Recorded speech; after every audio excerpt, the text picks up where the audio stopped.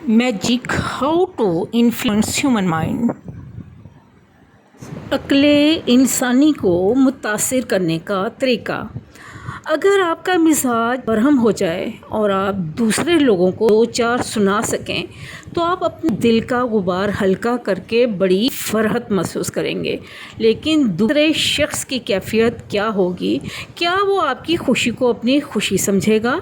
आपका तल्ख लहजा और आपका मानदाना रवैया उसे आपके साथ इत्तफाक करने देगा? वर्ड वर्सन ने एक मरतबा कहा था, अगर आप मुझ पर मुक्का तान कर लगें तो यकीन रखें कि मेरा मुक्का आपसे ज़्यादा सा।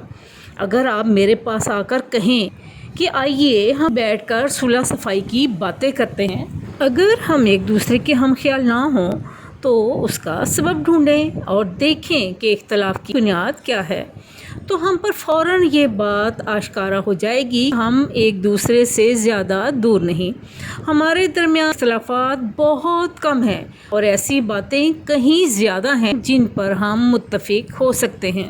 अगर हम में एक दूसरे को समझने की ख्वाहिश, अहलियत और बर्दाश्त है तो हम फ़ौरन एक दूसरे के हम ख्याल जाएंगे। सनत की एक इंतहाई तबाहकुन हड़ताल ने 2 साल से मुल्क में हलचल मचा दी थी।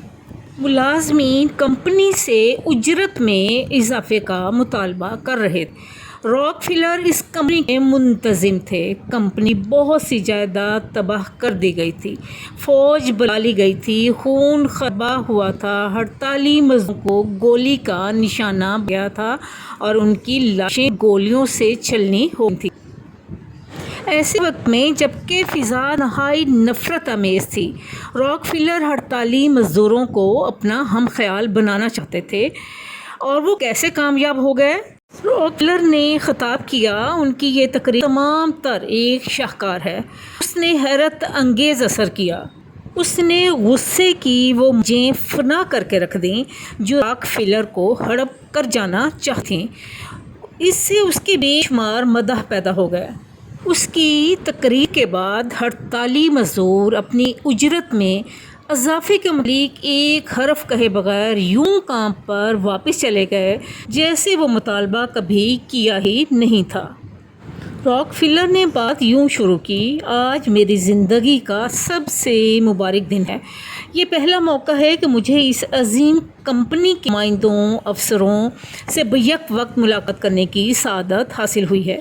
मैं आप यकीन दिलाता हूँ कि मैं यहाँ बहुत फ़ख्र महसूस कर रहा हूँ और यह इज्तिमा मुझे आखिरी दम तक याद रहेगा।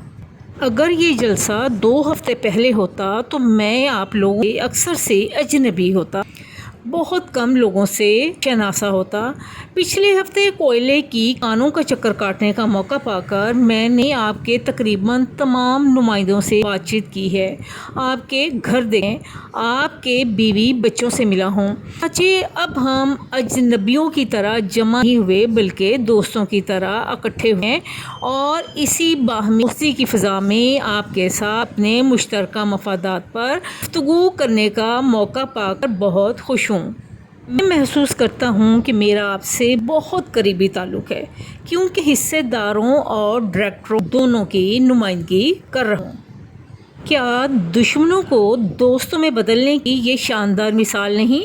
फ़र्ज़ कीजिए रॉकफिलर ने कोई और रवैया इख्तियार किया होता। फ़र्ज़ कीजिए कि उन्होंने कानूनों से तकरार और दलीलबाजी की होती। फ़र्ज़ कीजिए उन्होंने अपने लबो लहजा और गुफ्तार से ये जताया कि मुलाजमीन